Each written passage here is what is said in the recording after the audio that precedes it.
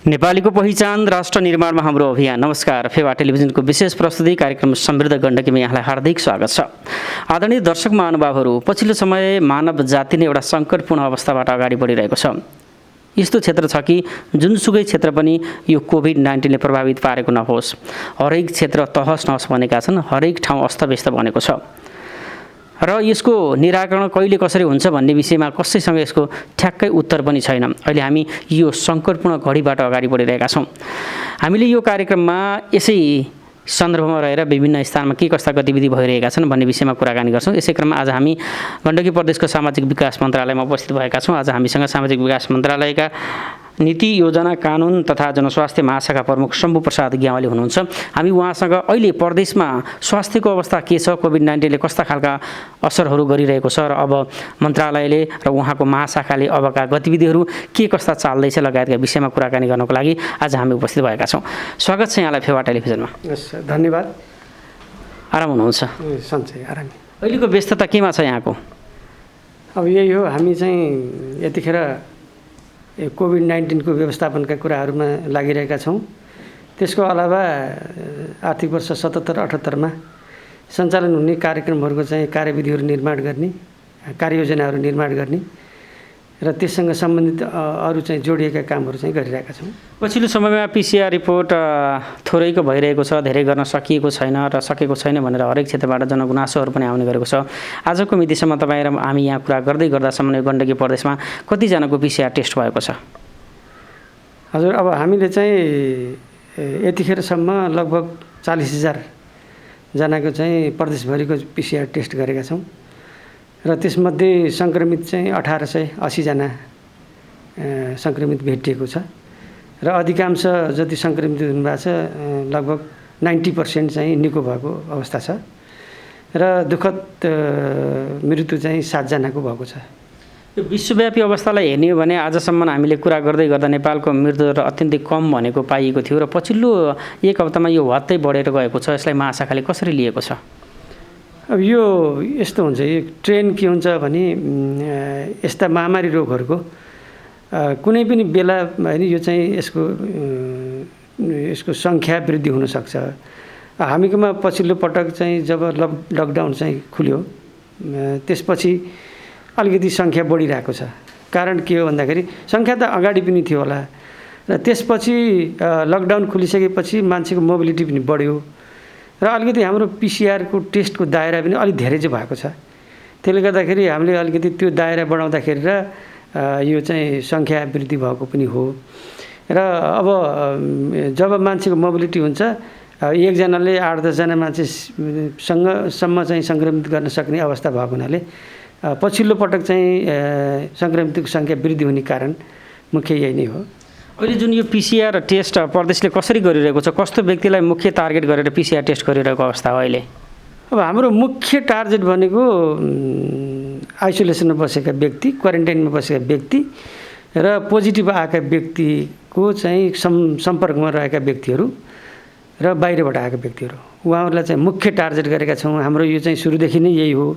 तर पछिल्लो पटक हामीले लगभग साउनको 15 पछि हामीले चाहिँ केमा फोकस गरिरहेका छौँ भन्दाखेरि अलिकति रिस्क ग्रुपहरू होइन, जस्तो स्वास्थ्यकर्मीहरू, फ्रन्टलाइनको स्वास्थ्यकर्मीहरू, त्यसै गरेर अब यो फोहोर मैलामा काम गर्ने कबाडीहरू होइन, सेलुनमा काम गर्ने व्यक्तिहरू, मेडिकल हलमा होइन, स्वास्थ्य केन्द्रहरूमा काम गर्ने व्यक्तिहरू, त्यस्तै ड्राइभरहरू होइन, ट्याक्सी ड्राइभर, सुरक्षाकर्मीहरू, अनि ब्याङ्कको कर्मचारीहरू र सार्वजनिक अलिकति बढी भिडभाड हुने चाहिँ कार्यालयहरूमा हामीले स्याम्पलिङ टेस्टहरू गरिरहेका छौँ र हामीले एउटा टार्गेट बनाएका थियौँ प्रत्येक जिल्लामा यो समूहमा कतिजना टेस्ट गर्ने भन्न चाहिँ हामीले टार्गेट बनाएर सबै जिल्लामा पनि पठायौँ त्यो टार्गेट र हामीले अब प्रदेशमा पनि त्यही अनुसार चाहिँ टेस्ट गरिरहेछौँ।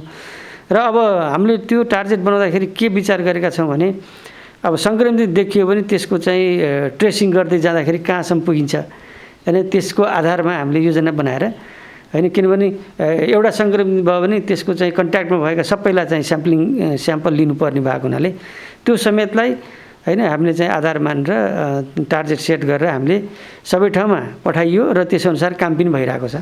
जस्तो पछिल्लो समयमा हामी कहाँ हाम्रा जुन ठाउँहरूमा जस्तो हाम्रो देशैभरि यो सङ्क्रमण अत्यन्तै काली लाग्दो तरिकाले बढिरहेको अवस्था हो र कतिपय ठाउँमा समुदाय स्तरमा पनि फैलेको भन्ने सुनिन्छ होइन। र वास्तवमा यो यस्तो हुँदाखेरि अहिले यहाँ जो गण्डकी प्रदेशले गरेको यो पिसिआरको यो दायरा यति नै हो, ठिकै हो, सन्तोषजनक हो अथवा बढाउनुपर्छ, के लाग्छ यहाँलाई? यस्तो छ, अब हामीले सुरुमा अलिक अप्ठ्यारै भएको थियो हामीलाई र हामीले चाहिँ जब 3वटा पिसिआर मेसिनहरू लिएर आएर यहाँ सुरु गरियो त्यतिखेर पनि हामी कहाँ अब बाहिर चाहिँ बोर्डर खुल्ला भएको हुनाले बाहिरबाट आउने चाहिँ व्यक्तिहरू अनियन्त्रित भयो र क्वारेन्टाइनमा बस्नेको सङ्ख्या बढ्यो र यदि धेरै स्याम्पल आयो कि अब स्याम्पल धेरै आयो, कारण के भन्दाखेरि स्थानीय तहले पनि भिटिएम खरिद गरेर स्याम्पल लिने अनि पठाउने, क्वारेन्टाइनको पनि आयो होला, बाहिरको पनि आयो होला, अब आवश्यकै ठाउँबाट आयो होला। त्यो अवस्थामा हामी कहाँ चाहिँ टेस्ट गर्दाखेरि स्याम्पल अलिकति पेन्डिङ पनि भएको थियो। तर पछिल्लो पटक टेस्टको दायरा बढाउने एउटा हाम्रो आधार के भयो भन्दाखेरि यो अटो एक्सट्र्याक्सन मेसिन, एउटा अटोमेटिक मेसिन आयो। त्यो आएपछि हामीले दिनको 1100-1200 जना पनि टेस्ट गर्ने अवस्था भयो प्रदेशमै। अनि त्यसपछि हामीले चाहिँ टेस्टको दायरा बढाएको हो हामीले होइन। टेस्टको दायरा अहिले चाहिँ हामीले सेट गरेको जुन चाहिँ टार्गेट छ त्यो अनुसारको बढाइरहेका छौँ र अहिले पनि हामी लगभग 30,000 व्यक्तिलाई टेस्ट गर्ने हाम्रो योजना छ। मतलब हाम्रो चाहिँ त्यो अनुसारको तयारी। कसरी जस्तो यो अहिलेका मेसिन नै यो एभाइलेबल छ कि अरू ल्याउँदै हुनुहुन्छ, कसरी अब बढाउँदै हुनुहुन्छ दायरा? अब यस्तो छ, अहिले चाहिँ हाम्रो दिनको 1,200 होइन सम्म टेस्ट गर्दाखेरि हामीले अहिले तत्कालै त्यो बढाउनु पर्दैन होइन र 30,000सम्मको टार्गेटलाई त्यो गर्नु पर्दैन र भोलिका दिनमा हामीलाई आवश्यक पर्यो भने हामी त्यो पनि तयारी गरिरहेका छौँ। भोलि कुनै बेला यति धेरै चाहिँ स्याम्पल हुन थाले हामीले यहाँ टेस्ट गर्न सम्भव चाहिँ भएन अहिलेको संयन्त्रले भने, अहिलेको जुन चाहिँ हाम्रो भौतिक चाहिँ भनौँ न पूर्वाधारले भएन भने हामी त्यो खरिद गर्ने गर्छौँ। तर अहिलेको अवस्थामा पिसिआर मेसिन तुरुन्तै खरिद गर्नुपर्ने स्थिति छैन। अहिले गण्डकी प्रदेशभरि कति ठाउँमा यो स्याम्पलिङ टेस्ट हुन्छ? अब मुख्यतया 2 ठाउँमा हुन्छ। एउटा स्वास्थ्य विज्ञान प्रतिष्ठान, पोखरा स्वास्थ्य विज्ञान प्रतिष्ठानमा जुन सुरुदेखि हामीले त्यहाँ टेस्ट गरिरहेका छौँ र अर्को चाहिँ प्रदेश क्षयरोग उपचार केन्द्र, त्यहाँ 2 ठाउँबाट हामी चाहिँ यो काम गरिरहेका छौँ। जस्तो मैले थाहा पाएसम्म स्वास्थ्य विज्ञान प्रतिष्ठानमा यो आइसोलेसनको लागि बेड जम्मा 40वटा छन् भन्ने गरिन्छ होइन। एकै दिन 16, 17, 18वटा चाहिँ जुन केसहरू आउँदाखेरि अब कसरी धानिन्छ? यसको विकल्पको लागि के सोचेको छ मन्त्रालयले? अब हामीले अब के हाम्रो योजना छ भने स्वास्थ्य विज्ञान प्रतिष्ठानको अलावा हामीले यो लेखनाथमा रहेको चाहिँ सरुवारोग अस्पताल छ, त्यहाँ पनि 50 जना जति एकोमोडेट गरेर उपचार गर्ने त्यहाँ सुरु गरिसकेका छौँ। हामीले त्यहाँ पनि सुरु गरेका छौँ।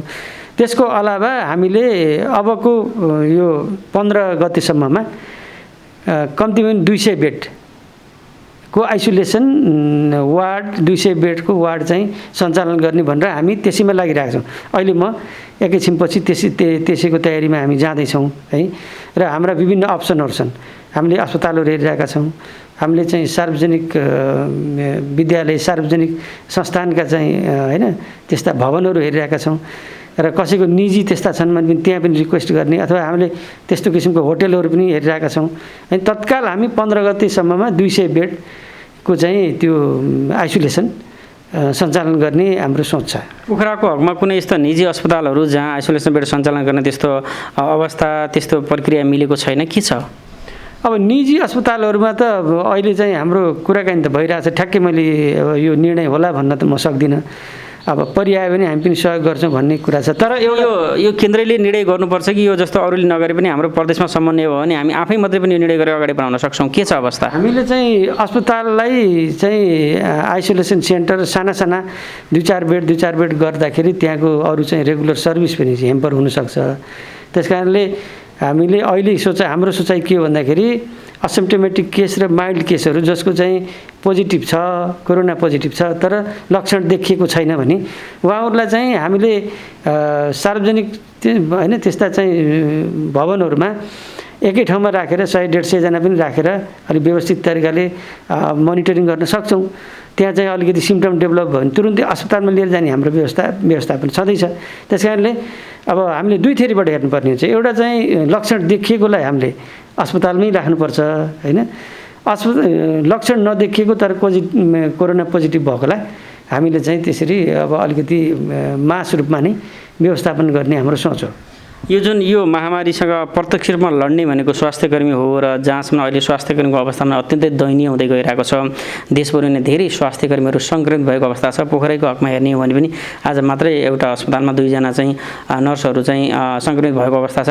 यो अवस्थामा स्वास्थ्यकर्मीहरूको मनोबल बढाउँदै र यो काममा जान मन लाग्नको लागि के गर्न सक्छ प्रदेशले? अब हामीले अब स्वास्थ्यकर्मीको मनोबल बढाउनको लागि होइन विभिन्न चाहिँ होइन हामीबाट कुनै पनि त्यस्तो होइन हामी चुक्दैनौँ। किनभने अब अहिले हेर्दाखेरि विभिन्न देशका विभिन्न ठाउँहरूमा त्यस्तो अवस्था देखिएको छ र हामीले प्रदेश सरकारले स्वास्थ्यकर्मीको होइन मनोबल होइन घटाउने कुनै पनि क्रियाकलाप गर्दैनौँ। उहाँहरूलाई मनोबल बढाउनको लागि चाहिने आवश्यक सामग्रीहरू र त्यो माग गर्ने बित्तिकै हामी गर्ने र उहाँहरूलाई समय समयमा PCR टेस्ट गर्ने उहाँहरूको अवस्था कस्तो छ र अब उहाँहरू चाहिँ केही भइहाल्यो भने अब भनौँ न त्यस्तो स्थिति भयो भने इन्सुरेन्सको पनि व्यवस्था छ। 30 लाखको इन्सुरेन्स गरिदिएका छौँ र इन्सुरेन्स भन्दा पनि ठुलो कुरो के हो भन्दाखेरि उहाँहरूलाई डे टु डे परेका पीरमर्काहरूलाई चाहिँ समस्या समाधान गर्ने कसरी भन्ने कुरातिर हामी लागेका छौँ। अहिले हामीसँग जुन यो सरकारी अस्पतालमा काम गर्ने मात्रै स्वास्थ्यकर्मी यहाँ खटिनु भएको अवस्था छ या निजी स्तरका स्वास्थ्यकर्मीहरू पनि खटिनु भएको अवस्था छ? के छ यहाँहरूको जानकारीमा? प्रदेशभित्र हेर्ने हो भने तपाईँको होइन निजीले पनि उत्तिकै सहयोग गर्नुभएको छ। जस्तो नवलपरासीमा जानुभयो भने त्यहाँ हामीले 250 जना प्राकृतिक चिकित्सालयमा राखेका थियौँ। त्यहाँको स्टाफले पनि सहयोग गर्नुभयो। उहाँहरूले गर्नुपर्ने सहयोग होइन मेडिटेसन गर्ने कुराहरू होला, सामान्य एक्सर्साइजको कुराहरू होला, खानपिनमा कसरी व्यवस्थापन गर्ने भन्ने कुरा होला, त्यसरी गर्नुभयो। जस्तै लमजुङमा त्यस्तै छ एउटा होइन प्राइभेट सेक्टरको सामुदायिक अस्पतालले चाहिँ हामीलाई सहयोग गर्नुभएको छ। त्यसै गरेर यो स्याङ्जामा त्यही स्थिति छ। धेरै ठाउँमा होइन प्राइभेट संस्था निजी होइन NGO INGOले पनि हामीलाई चाहिँ सहयोग गरेको स्थिति छ। यो जुन कोरोना सङ्क्रमित व्यक्तिलाई अहिले हामीले चाहिँ एउटा उमेर र ठाउँ मात्रै भनिएको छ, वडा मात्रै भनिएको छ र कतिपयहरूले आफै स्वत रूपमा परिचय पनि दिनुहुन्छ र धेरैको परिचय आउँदैन।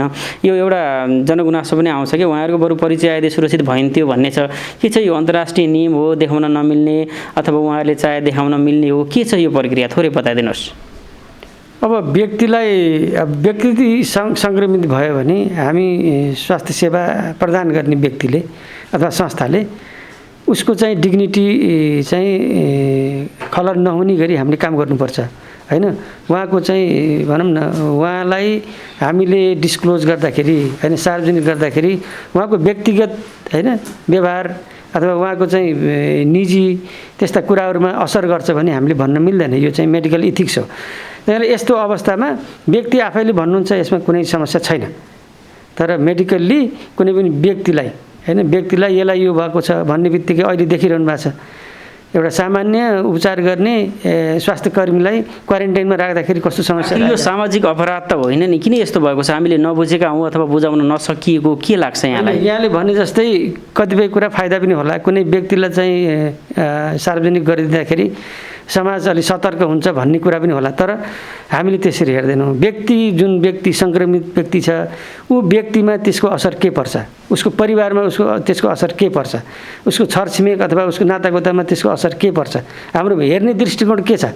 कतिपय यस्ता रोगहरू अरू पनि छन् जस्तै HIV एड्स अनि टिबी लागेको बिरामी, कुष्ठरोग लागेको बिरामी यदि बिरामीले चाहना गर्दैन भने हामी स्वास्थ्यकर्मीले उहाँहरूलाई चाहिँ सार्वजनिक गर्न मिल्दैन। त्यस कारणले यो पनि त्यही हो। यस्तो होइन महामारी रोगहरूलाई हामीले उहाँको स्वीकृति बिना होइन अहिलेको हाम्रो चाहिँ परिस्थिति होइन सामाजिक परिवेश यसलाई हेर्दाखेरि हामीले डिस्क्लोज गर्न अलिकति यो कुरा अप्ठ्यारै पर्छ। जस्तो अहिले हामी यहाँसँग कुरा गर्दै गर्दा धेरै ठाउँहरू अहिले पनि यो चाहिँ निषेधाज्ञा लकडाउनको बाटो गुज्रिरहेका छन्। यो दीर्घकालीन समस्या पनि यो होइन होला र हिजो मात्रै विश्व स्वास्थ्य सङ्गठनले पनि यो नियन्त्रणमा आउन अझै 2 वर्ष लाग्न सक्छ भनेको छ। यो अवस्थामा सधैँ बन्दलाई मात्रै हेर्ने भन्दा पनि सुरक्षाका सामग्री अपनाएर केही गर्न सक्ने अवस्था छैन? के सोच्छ प्रदेशले यस विषयमा? अब हामीले भन्दै गरेको कुरा के हो भन्दाखेरि जनस्वास्थ्यका मापदण्डहरू कोभिड रोकथाम र नियन्त्रण गर्नको लागि जनस्वास्थ्यका मापदण्डहरू छन्। ती मापदण्डहरू अपनाउनुपर्छ प्रत्येक व्यक्तिले होइन। म बोलिरहेको छु मैले पनि गर्नुपर्छ, अर्को व्यक्ति होइन म सङ्क्रमित हुँदिनँ भन्ने कुरो छैन। यसमा चाहिँ जो जतिखेर पनि सङ्क्रमित हुनसक्छ। वास्तवमा ती चाहिँ मापदण्ड पुरा गर्यो भने समस्या छैन। तर हाम्रो भइदियो के भन्दाखेरि लकडाउन खुलिसकेपछि व्यक्ति चाहिँले अब धेरै जसोले अब रोग छैन त्यस कारणले लकडाउन खुल्यो भन्ने किसिमले जुन किसिमको व्यवहारहरू हुन्छ नि त्यसले चाहिँ अलिकति अप्ठ्यारो पर्छ, रोग फैलिन्छ। त्यस कारणले मुख्यतया यसका 3टा कुरा छन् हैन, यहाँहरू सबैलाई थाहा भएकै कुरा हो, मैले पनि यो मिडियामा भन्नै पर्छ। मुख्य चाहिँ सोसियल डिस्टेन्स हो, एकदम चाहिँ सामाजिक हैन दूरी कायम गर्नुपर्छ, मास्क लगाउनुपर्छ र हात धुनुपर्छ हैन, बेला बेलामा हात सेनिटाइजर गर्नुपर्छ। यसको अलावा व्यक्ति चाहिँ अनावश्यक बाहिर निस्कने हुँदैन। काम पर्यो भने एकदम काम पर्यो भने कस्तो, अब सामान्य नगए पनि काम चल्छ भने त्यस्तोमा जानु हुँदैन। अस्पतालै जानु पर्यो, कोही बिरामी नै भयो औषधि नै लिन जानु पर्यो हैन, खानेकुरा लिन जानु पर्यो। जस्तो हामीले यति लामो समयसम्म लकडाउनमा अल्झ्यौँ, लगभग 100 दिनभन्दा बढी हामीले पहिला चाहिँ यो लकडाउन खेप्यौँ र अहिले बिचमा आएर खोलेपछि यहाँले भने जस्तो मान्छे कहीँ पनि यो रोग छ भन्ने पनि देखिएन। यो व्यक्तिगत तरिकाबाट सोचिएन अथवा बुझाउन पर्ने संस्थाले बुझाउन सकेन, के लाग्छ यहाँलाई? अब यहाँलाई भनौँ अब पोखरा जस्तो ठाउँ अथवा पढे लेखेका भएका कम्युनिटीहरू, त्यहाँ चाहिँ मलाई लाग्छ यो जानकारी नभएको छैन। किनभने अहिलेको अवस्थामा हैन आम सञ्चारका माध्यमहरू चाहिँ धेरैले हेर्नु भएको छ। फेसबुकै हेरे पनि पुग्छ, अहिले मान्छेले फेसबुक त हेर्छ अहिले हैन। जानकारी भएर पनि लापरवाही भएको हुनसक्छ, भन्न खोजेको कुरो त्यही हो हैन। गाउँघरमा अब भनौँ न घरमै खेती किसान गर्ने व्यक्ति बाहिर ननिस्कनु भन्ने कुरो छैन। उहाँहरू चाहिँ खेतीपाती गर्न सक्नुहुन्छ, आफ्नो दैनिक व्यवहार गर्न सक्नुहुन्छ, किनभने त्यहाँ भिडभाड पनि हुँदैन हैन। तर हाम्रो यो बजार जस्तो एरियामा, यस्ता ठुल्ठुला सहर बजारमा त्यो कुराहरू मेन्टेन हुन गाह्रो हुन्छ। त्यस कारणले अनावश्यक बाहिर ननिस्कने हैन, अनावश्यक हैन आछ्यु नगर्ने, आछ्यु गर्दाखेरि चाहिँ टिस्यु पेपर अथवा रुमाल अथवा अरू केही भएन भने पाखुरामा गर्ने, अनि त्यसपछि घरमा गएर सफा गर्ने। यस्ता कुराहरू चाहिँ यदि मेन्टेन गर्यो भने हामीले दैनिक व्यवहार पनि सञ्चालन गर्न सक्छौँ हैन, र रोगबाट चाहिँ रोग सर्नबाट पनि हामी जोगिन्छ कि। यस्ता कुराहरू चाहिँ ख्याल गर्नु पर्यो। तर हामीले लकडाउन खुलेपछि बाहिर हिँड्ने व्यक्तिहरू चाहिँ त्यसरी हिँडेको पाइएन कि, मेन कुरा त्यो हो। त्यस कारणले गर्दाखेरि पनि अहिले चाहिँ अलिकति रोग चाहिँ बढेको, सङ्क्रमण बढेको जस्तो लाग्छ। जस्तै हामीले कुरा गरेको सुन्दाखेरि अलिकति दीर्घ रोगीलाई, अलिकति उमेर गएकालाई समस्या हुन्छ, हामी त हट्टाकट्टा छौँ समस्या हुन्न भनेर यसलाई कतिपयले अत्यन्तै हेलचक्राइतिर हलुकातिर लिइदिएको पाइन्छ कि जनस्वास्थ्यले यही भन्छ? त्यस्तो होइन, हेर्नुहोस् यो चाहिँ भाइरस हैन, भाइरस चाहिँ शरीरभित्र यदि कम मात्रामा छ भने त्यो निको हुन्छ छिटो। तर भाइरसको लोड यदि हैन एकदम हेल्दी मान्छेमा पनि भाइरसको लोड बढ्दै गयो अनि सङ्क्रमण भएपछि पनि उसका व्यवहारहरू त्यस्तै भए, उसले चाहिँ प्रिकसन लिन सकेन भने भाइरल लोड बढ्छ।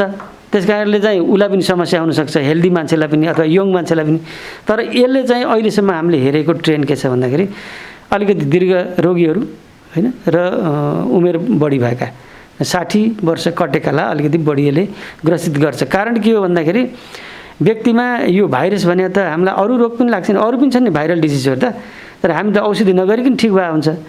यो पनि ठिक त्यस्तै हो, यसको चाहिँ उपचार छैन र यो ठिक हुन्छ। हाम्रो शरीरको रोग प्रतिरोधात्मक क्षमता हुन्छ क्या शरीरमा, पहिला त त्यसैले डिफेन्स गर्छ हैन, त्यसले डिफेन्स गरेर भएन भने बल्ल औषधि उपचार गर्ने हो। यसमा पनि त्यही हो, जसको चाहिँ प्रतिरोधात्मक शक्ति, रोगसँग लड्ने प्रतिरोधात्मक शक्ति जसलाई हामी इम्युनिटी भन्छौँ, त्यो चाहिँ राम्रो छ भने हैन उसलाई छिटो निको पनि हुने अथवा ऊ चाहिँ हैन समस्या नहुन सक्छ। र दीर्घ रोगी र ओल्ड एजको मान्छेहरू हुन्छ नि, उहाँहरूको चाहिँ इम्युनिटी पावर चाहिँ कम हुन्छ। अब जस्तै यङ मान्छे छ, धुम्रपान गर्छ हैन, मद्यपान गर्छ भने त्यस्ताको चाहिँ यो इम्युनिटी पावर चाहिँ कम हुन्छ। त्यस्ता व्यक्तिहरूलाई यसले असर बढी गर्छ।